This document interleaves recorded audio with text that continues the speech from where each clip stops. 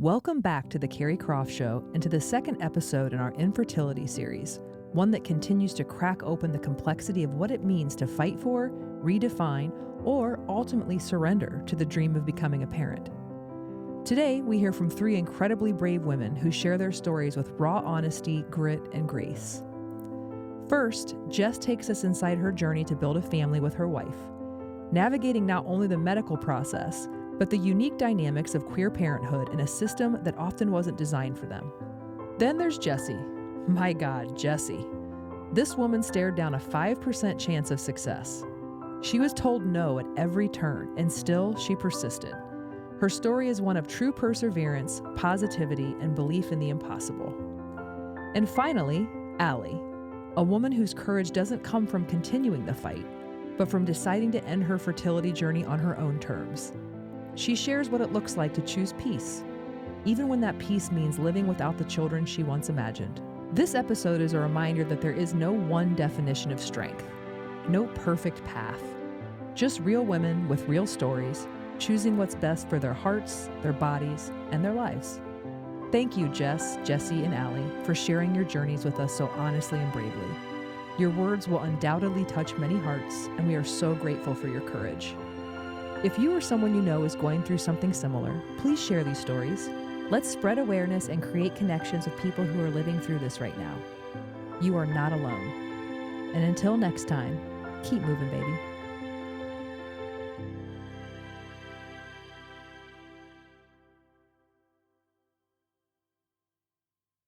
I'm Jess. I'm a member of the queer community, and, our fertility journey was just a little bit more winding than we anticipated. We knew it was never going to be a solo expedition, just the two of us. And that was kind of something we had to deal with going into it. There was never any way it was just going to be a child that was a product of my wife and me. And obviously, I know how biology works. I knew that was never going to happen, but there is an element of loss with that even before you start, that it's never just going to be the two of you. There's always going to be something else involved in the process. So our journey's been about 2 years long.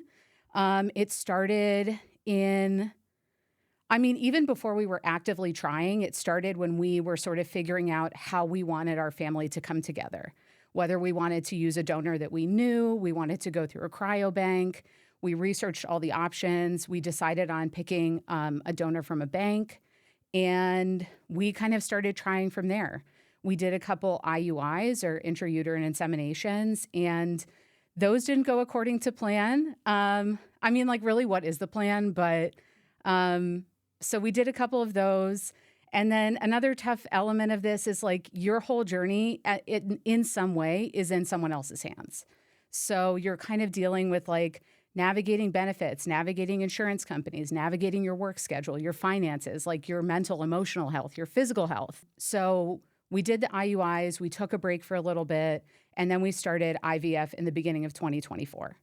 So I went through the egg retrieval process. My wife was a super champ. She can give a PIO shot like nobody's business at this point, which we just didn't think was going to be a part of our relationship. We started with our first embryo transfer, and we were just holding the most positive vibes that you could ever imagine. And that ended up becoming a biochemical pregnancy. And that was so tough because we had 5 days of positive home tests and getting so psyched and thinking this is it, it's our time. And we went in for that first blood test at the doctor and no dice. So it was that immediate high, and so quickly it was just not going to work. And then again, it was kind of in someone else's hands. So we were waiting to be able to get in at our clinic again for another transfer. So we took a couple months. We did another transfer over the summer, and that was just a total failed implantation. So that felt like a huge step backwards because we thought since the first one had been positive, we would just run the same play. And it felt like we had moved backwards. We didn't, I'm a go person. I want to try everything. I want to do every test. And so when it didn't work the second time, candidly, it fucking sucked. So then I felt really empowered to become the diva of my fertility clinic and be I am going to ask for every single test you will give me. I will advocate. I will read papers about it and tell you why I think it's the right thing. And thankfully, I was working with a practitioner who was really down for that. So we tried a bunch of stuff. I did an ERA, or like an endometrial receptivity assessment. That came back normal. Antiphospholipid antibodies, that came back normal. Like everything was fine. So I kind of just tried to ground in like, really, what was it going to take for me to feel really good? And one thing I kind of felt through the first 2 transfers was I was holding so much of other people's hope. Like we had our own that we wanted, but it was like our families were going to be so psyched. Like our friends were going to be so excited. And so for this last transfer, I was kind of like, I love it and I appreciate it, but I can't take it on. And so we didn't tell anyone. We didn't tell our parents we were doing it. We didn't tell our friends. We didn't, like, nobody knew. And it turned out to work in our favor, which was amazing. And we finally got to like do the process the way I think of like the normal version works. So like we got to surprise our families and tell them we were expecting over the holidays, which was just beyond. And it just felt like this really nice moment of like, we had just tightened up the 2 of us. We had like built this really fucking solid foundation and like now we were moving. So that's the short version. That's the headlines. And that's where we are. Core memory I have from this process is needing to navigate giving and receiving a progesterone shot on the night of the college football playoffs. We got tickets to the OSU Tennessee game. We were so psyched. And at the time we got the tickets, we didn't know if our embryo transfer was going to be successful. So there was something in the back of our heads. I think we were like on our way to Costco, where I said, you know, if this works, we're going to have to figure out how to do a shot in the shoe. And my wife was like, if we get to that point, we're going to be so lucky. And that was just kind of where we left it. And so I think we found out a week and a half before the game that our transfer had stuck and I was expecting. And then we went into this full tilt panic of like, what are we going to do with like this live syringe, like filled with progesterone at Ohio Stadium? So we get there, we get to her work tailgate and we're scoping out like, is the porta potty big enough for 2 people? Like, are we both going to fit in there? Like, can I hold my phone light over my head so she can like see my tush and like we can make it happen? And then she feels like, I mean, it feels like she has live ammo in her coat because if this shot like discharges, we're going to have a real problem. So we had done some quality control, some QC at the crib before we left. And we put like a rubber band around the syringe and tested so it like couldn't press down. But I mean, it was very D-list, but it was like critical to making it happen because the shot has to happen at the same time every night. So you're just kind of like, okay, I guess I'm going to figure it out. So I had scoped out like, where are there single bathrooms? Like, can we bring in medical supplies? Like, what are we doing? And so we end up going in, we find a single bathroom. I had packed like a hand warmer to put on after the shot because you have to like keep it warm. So she gave me the shot in this bathroom. It was like 20 degrees outside. I was freezing. I've got the hand warmers in my pants and we just rocked it and saw the game. Thoughts and advice for people who are in it right now. I feel like number 1 is like, just know that you're entitled to support and be really clear with people about what you need. Like sometimes I would kind of tell people what was going on and let them in, but I didn't say like, it would be nice if you checked in with me or like, it's okay to ask me about what's happening. Like I would love your community. So that's one thing. Another piece of advice is I felt like as I got further into it, I needed to practice some radical non-attachment to the process and connection to the outcome. Like we're going to have our child come hell or high water. But if I was so attached to the process, like I'd still be in a puddle after the first IUI. And you kind of just need to like shore yourself and like do what you need, like have your treat yourself time and then keep it moving. Because otherwise, I mean, this is really a marathon for a lot of people. It was not a sprint for us and you've got to sustain yourself. You have to find joy where you can. You have to let your partner support you. You have to let your pets support you. The pets are actually critical. We brought in an animal communicator because we were like having some shit go on with our pets. This is like hardcore lesbian shit. Yeah. We brought. You have to know who I mean, we're a Subaru family. We have 2 Subarus between us. No! Yes. You have to know it's like a serious situation here. The most positive thing that's come out of this experience for me is like, there is literally nothing I can't do. I can go on PubMed and read a paper published by the NIH, like about egg retrieval stats. I can give myself a shot in my love handle in an airport bathroom. Like, I can do anything. And this is just, I mean, it's just when you have a kid, I imagine like you have to figure it out. Like, there just has to be stuff that you will do anything. You had 40 fucking eggs. Yeah. I had 40 fucking eggs. I had 40 eggs. The egg retrieval recovery was really hard. It was really hard because my ovaries were like the Chiquita banana hat. It was like, it was insane. I have PCOS though. So that's the silver lining. We got super lucky. So we got 9 PGT embryos, like normal embryos. That's so great. Yeah. And that's why it was hard because like the egg retrieval went so well. Like we had such a good outcome. And they kept telling us like, this is not normal. This is not normal. I was like, tell me something I don't know. Like, okay. For the love of all things special in this world, please do not like impose your expectations on queer couples to adopt. I think everyone is entitled to adopt or like have a family in whatever way they want, but everyone is equally entitled to experience pregnancy if they want to adopt if they want to have a blended family if they want to. You can do whatever you want, but like every option should be equally available to everyone with zero judgment. That's my TED Talk. That's my full TED Talk. Oh, that's so Everyone's great. like, but aren't you going to check into adopting? I was like, bitch, you adopt. Okay. No, like don't tell. I mean, respect. The fertility and infertility process can like weigh on any relationship. I think for us, it was really important for me and both of us as a partnership to learn more about how the other person processes disappointment, challenges, tough information, and ambiguity. So I listened to this fertility podcast. I learned that I'm a maximizer, which means if there's a conflict or there's a challenge, literally no one in this house will have another bite of food or another sip of water until we get to the bottom of this and figure out the plan. And my wife is lovingly, the term they use is a minimizer, which means she's just kind of trying to find peace in the process and like she's okay letting some things slide. So I think it's what makes us a really good partnership. But in those moments where it's like very gritty, it can be tough for me to be like, okay, we are allowed to have food in this moment while we like work through this. And for her to just say, I understand you need a minute to process. And I'm probably the primary audience for that. My name is Jessie. I have 4 beautiful daughters. Francesca is 6. I have identical twin daughters, Conchetta and Isabella, who we call Coco and Bella, who are 4. And I have a 2-year-old named Giada. I tried to get pregnant pretty quickly after I was married, around the age of 31, 32. Nothing seemed to be working, but you chalk it up to everybody's lives are busy. I'm working a lot. My husband's working a lot.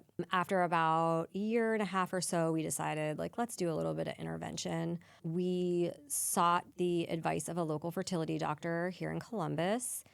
And, you know, without any blood work or any background, you know, he looked at me and said, you're young, you look healthy. I think this will probably be pretty easy. He did a little blood work in the office, but sent me home with a prescription for Clomid. And about 48 hours later, I got a call from the nurse and she said, you should just stop taking that prescription. And I said, why? You know, and we didn't even do anything yet. And she said, well, we got your blood work back and there's no way that's ever going to work. Your fertility age on blood work looks more like a 43 or 44-year-old. So the likelihood that you'll ever have your own child is slim. And I will never forget, I was in my garage, like on my way to work, and I just sort of like fell to the ground. And someone over the phone telling you, like, you're never going to have a baby, when that's all I ever wanted was to be a mom and have a baby.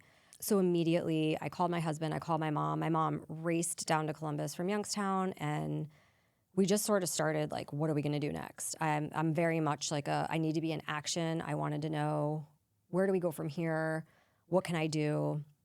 So of course I start ordering books on the internet and calling everybody I know, looking up every doctor in town. This language was just sort of foreign to me. I didn't know what any of the abbreviations, what FSH or AMH, I didn't know what it meant. So I'm Googling things as I'm getting information over the phone from this nurse. And, I immediately sought the advice of a second doctor in Columbus who kind of led me down the same path and said, I just don't think this is in the cards for you. Then I started reaching out to people I knew in the community who I knew had been through similar things. And my friend Kate agreed to meet me for coffee. And we were friendly, but, kind of knew each other through workout class. And she had had a really positive experience with this doctor in Cleveland. So we met for coffee. She gave me all the ins and outs of everything she had gone through. And I was like, all right, I'm going to put her on my list. And in the meantime, I'd reached out to doctors in other states. I'd gone to Pittsburgh and just was coming up nowhere. They would look at my statistics, if you will, and they were just like, oh, this doesn't look good. And I finally got an appointment with this doctor in Cleveland, and she was so awesome. She sat down with my husband and I, and she said, I'm not going to lie to you. I'm not going to steer you in the wrong direction. I'm going to tell you that I'm willing to take you on as a patient, but I would give you about a 5% chance of having a live pregnancy. And I just heard chance. I think my husband was more like 5%, but I was like, that's all I needed to hear. And I just started immediately. We started going through all the protocols, and we did, had to go through all the channels. She had to try the IUIs, and of course she knew they weren't going to work, but she's like, we need to do a step through to get to the next spot. And I basically just spent the next year and a half at the Cleveland Clinic, back and forth. I just wouldn't stop. I found sort of a little network and family up there. These girls that worked in the clinic became like family. They were really invested in my situation and my story. And, they had protocols there that, we weren't going to do a retrieval for an embryo unless you had X amount of follicles. And that was never going to happen for me. So this angel of a nurse, Laura, said to me one day after I had had an appointment, she said, you only have one follicle. She's like, it's expensive to do surgery. It's hard on your body to get that, to go in there and see if there's anything there. But I'm going to advocate for you today, if you want me to, that we're just going to do it. And I'm like, if I have one, I want to do it every time. I want to go in every time as long as I have one, And I think even the doctors were a little bit like, oh, I don't think this is a great idea. And I just said, I want to do it. That's what I want to do. And from there, that was sort of my new protocol, was if I have one that looks good, we're going in for the surgery. I did this, I don't even know how many times, 6, 7, and sometimes it would be, there was nothing there when I woke up from the surgery. Sometimes there would be 1, sometimes there would be 2, and neither one of them would make it. And, I just kept going. I kept thinking to myself the whole time, I'm not going to let this get me down. I'm not going to be negative. I would just smile and say, let me know when I can start the next round. Just let me know I'm ready. And we did this over and over and over again until I had 3 embryos. And once I got my 3rd embryo, after, 6 or 7 rounds of doing this, my doctor said, I think it's time we have to try one now. She's like, you can't keep putting your body through this. And we've got enough that I think we could have one baby here. So my first attempt was having, I only put one in and got a perfectly healthy, wonderful little girl. And I thought, this is it. That's all it'll be probably. And that is wonderful. I'm so content and happy. And, then you sort of get hooked. And by the time she was 1, my husband and I thought, let's have one more. Let's do one more. Let's try it one more. And my doctor said to me, we are not doing IVF again. Your body can't take it. I really don't think there's any, we got everything I think we're going to get out of you. So you have 2 chances. And if they don't work, we have to just be grateful you have a baby. And 1,000%, I was on board for that. I went in, I had another transfer done. They put in that 1 embryo. 2 weeks later, I took the blood tests, positive pregnancy. I was just stunned, It was like everything and more that I ever wanted. And then it was March of 2020, COVID hit, and I went in for my ultrasound on March 16th. Nobody knew what was going on, but my husband couldn't come with me. They had me wrap a scarf around my face, so because we weren't doing masks yet, but everyone was confused, and I going to get my ultrasound, and they do the ultrasound, and the lady's looking at the chart, and she's looking at the screen, and she's looking at the chart, and she's like, how many eggs did you put in? I said, just one. And she's like, well, that's crazy because there's 2 babies in there. So my embryo split, and I had identical twins, and it was like mind blowing. I actually didn't really even conceive that could be, no pun intended, that could be a possibility. I guess I maybe heard it along the way, but I was just blown away. So then we had identical twin daughters, and our house was so crazy and so much fun. And it was just everything I ever wanted. And then fast forward to their first birthday, wasn't feeling so great. And I found out I was spontaneously pregnant with my 4th child. It was my first pregnancy. I had never before, in the 8 years I tried to get pregnant, had never had a positive pregnancy test. I never got pregnant and miscarried. I never, ever. I just never had been pregnant on my own. So I got pregnant for the first time at 40 and delivered her at 41. And she's like a miracle baby, so wonderful, so loving and happy, and she completes our family. And yeah. My advice to anyone going through this right now would be, don't stop if your first answer is no. Don't listen to every protocol along the way. You know, I think about it all the time. If I would have listened to the protocol that, you know, we don't retrieve unless we have 3 embryos, I would probably have no kids, or 3 follicles, I guess I should say. I probably wouldn't have any kids. I would have just taken it for face value and said, well, you know, I didn't make it this time, or I don't have enough to do the retrieval. And I think finding someone to advocate for you and what you feel is right for you, and in your heart that you know your body the best. I didn't stop at the first no. I didn't stop at the second no. I didn't stop at the third no. I just kept looking for someone that was willing to help me. Infertility impacts your mental health and your relationships in a big way. It's hard. It's hard to be at that age where all your friends are having kids and your siblings are having kids, and you're watching people throw first birthday parties, and you're there and you're supportive and you're just wishing it was you. It's challenging because, you know, you want to be the best friend and the best everything you can, best spouse, but it is all encompassing. You know, I had a hard time focusing on anything other than that. It's just you kind of narrow in, and it's a little bit isolating. And I was so fortunate that my best friend from childhood lived 5 minutes from the Cleveland Clinic. So I took it as an opportunity to, you know, have weekday sleepovers and get to be around her children more. And I didn't struggle as much with I love kids so much that I was just so grateful to be around all my friends' kids and my sister's kids as much as I could.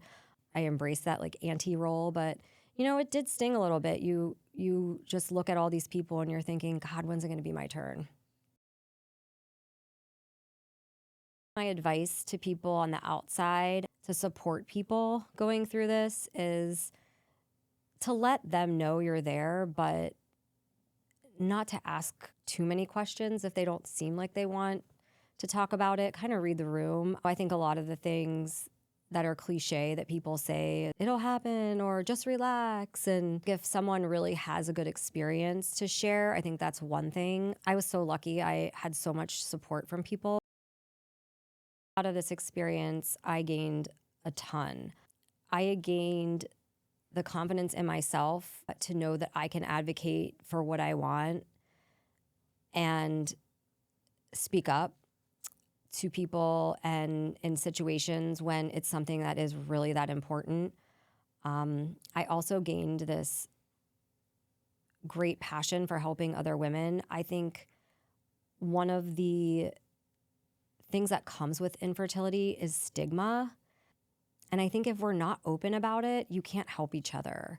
You know, I always remind people, like, you didn't do anything wrong. This is not something that, you know, I understand it's sensitive, but it doesn't have to be private. I always think about the girl that helped me. If she wouldn't have been open about what she went through, I would have never known what she had been through, and I would have never found my doctor. So I have spent, you know, countless hours with people on the phone that I don't even know, just connected through friends of friends. And they've become friends of mine, and I think about them often and I check in on them often, and it's really given me like another purpose, because I think that the more we're vocal, the more people we can help.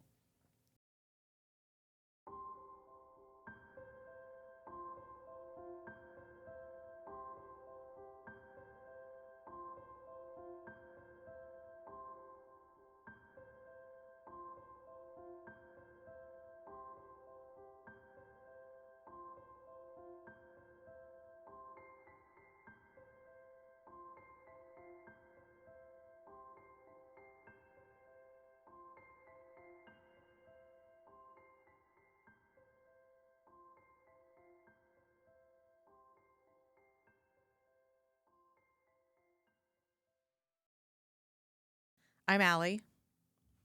My fertility journey ended with me not having children.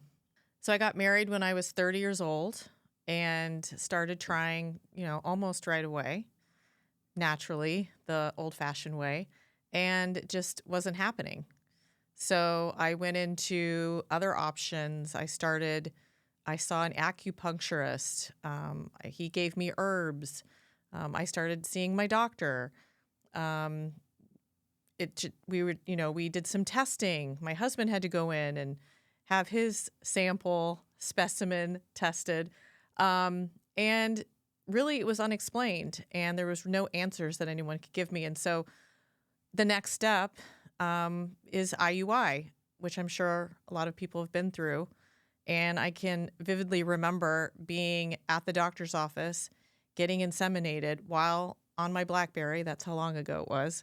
On my BlackBerry, laying on my back, answering emails as I was hopefully getting pregnant in that moment. We tried that 3 times. And the next step was, IVF. We were sitting across from our fertility doctor, and, she was very direct. You're in your 30s. There's not much time left. It's time to start with the next step. We have to start with the medications, the egg retrieval, start thinking about implantation. And I just, at that moment, just paused, and I didn't think I could do it. It was something in me that just said, I don't know if I'm really prepared mentally or in the right headspace to really think about doing that. And so I said to her, I think I need to think about it. And she said, there's no time. You need to do it as soon as possible. And so I remember my husband and I left, and we saw each other in the parking lot. We were going our separate ways to our offices. And I looked at him and I said, I don't know that I can do this or make this decision right now. Long story short, we didn't decide to go that route. I couldn't do it. I had spoken to too many people who had done it, who said to me things like, I don't know if I would have done this if I knew how hard it was, or this was really detrimental to my marriage, or now I have these embryos and I don't know what to do with them because I had a baby or twins, and I don't know what to do now with these embryos. And it was a really awful feeling for them. And so at the time, that time in my life and what my mental state was and what was going on around me, I just didn't think that I could do that. And the whole fertility process and trying to get pregnant and the timed intercourse and all that stuff was not doing wonders for our relationship at all. And so I just really decided to protect that relationship and work on that as opposed to continuing to push us forward. Because really my husband left it up to me. It was really my decision. And we decided to just see what would happen naturally. And then I think the culminating moment was I was with my grandmother. She was dying, and I was having some last moments with her, and she looked at me and said, just enjoy your life. Enjoy your life. Don't think about what you don't have. Think about what you do have. Think about the life that you can enjoy right now. And I just, in that moment, decided I was just going to figure out what my purpose was and find a way to just enjoy what I had. And that's what I've been doing ever since. This journey was really difficult for me personally. I had always dreamt of becoming pregnant and being a mom, and I was throwing my entire self into it at the expense of my mental health. Our relationship suffered. So and there was lots of other things going on with me personally, but I was going to therapy every week to sort of grapple with what was coming up for me. And then at the same time, my husband and I were seeing a therapist because the pressure being placed on us to, go through these treatments or schedule sex with each other, that was really wreaking havoc on our relationship. And I was not my best self during that time. I treated my husband terribly and, said things like, all you have to do is have sex. Like, what's wrong with you? Why can't you just perform when I need you to? Really just awful things. And it really hurt him and it hurt our relationship. And I would say it's still something we have to overcome in terms of our intimacy and how comfortable we are in those moments, because it was such a traumatic thing for us. I think going to therapy together and working through those moments with someone that could help us communicate more effectively was really helpful in us remaining married through that time. Now we're 20 years married, but at the time we got married when we were 30. That was very early on in our relationship, very early days to be putting that much pressure on us. So it really impacted me, myself and my own mental health, but also our relationship as well. I think there's a lot of pressure being placed on women, and I certainly felt the pressure or the questions would inevitably come up. Why don't you have children? What's up with that? I remember being in my mid-30s in New York City, trying to build my career at my company. I was finally with these executives, and we were out after work and having a few beers, and the question comes up, hey, Allie, how long have you been married? Oh, why don't you have kids? And I, being an open book type of person, I said, well, we tried, it didn't happen. We've gone through some infertility treatments, but, right now we're just going to see what happens and give myself a break from all of that. And his response to me was, well, you must not have tried hard enough. And that felt like a punch to the gut, honestly. It was, I didn't have a witty comeback for him at the time. I just kind of shrunk into myself and made myself smaller and tried to change the conversation. But that judgment that I felt, and then the resulting feelings of, not being good enough, being inferior, being less of a woman, was really overwhelming in that moment. If it was today, I would probably say, because I knew him and I knew he had a daughter. I'd probably say something like, would you say something like that to your daughter if she was struggling right now? It's a really cruel thing for you to say, and it's actually none of your business. That's what I would have said. But I just didn't say anything. Actually, the man who was with me another man said to me, would you like to leave? And I said, yes. One of the biggest things that happened during that time was that obviously when you're married, you're going to get questions about when you're going to have kids. And I had lots of well-intentioned people sending me books about infertility or recommending therapies or, pushing me to do IVF. You can do it. Just go for it. Save the money. And I know it was all coming from a good place. I think this is so hard for me to say because I am such an open book and I'll tell anyone anything about my life. I think I would have kept more quiet about what was happening and really kept it between Joe and I and really answered more in the, I really would rather not talk about it. It's something Joe and I are working through together, and I would just appreciate giving me some space.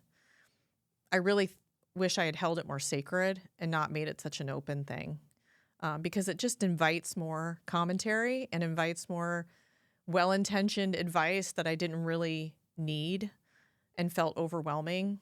And I think I would have been more private about it. one of my biggest regrets during the journey is really abandoning the care for my relationship with my husband in the quest to get pregnant of a child. I really let my focus on our relationship go, and the relationship paid the price for it. At the end of the day, even if you go through this struggle and you end up getting pregnant and having a baby, you still have to have a relationship with that person and raise that child together, and then have a life after that child inevitably has their own life. So I wish I hadn't sacrificed so much of our relationship in this quest of getting pregnant, but it took a really big toll. The positive outcome of me and Joe making this decision to pause everything around the infertility process and just live our lives is that I've really found a lot of joy and fulfillment out of being a really special and present aunt and chosen aunt by my friends and family. I have such special relationships with the young people and children in my life, and I've derived so much fulfillment out of it. And my sister always tells me that I'm a spiritual mother, that it's something that I was really born to do, but I get to share that with so many other children than just my own. And I don't know, the other day I was meditating on it, and I just felt so at peace with how my life has turned out and how much I'm enjoying that role. It's a really fun role to be like a fairy godmother and dip in and provide experiences and trips and things and time and attention to all these important children in my life, my friends' children, my sister's children. And it's meant the world to me, and I'm really fulfilled by it, and it really makes me happy to play that role.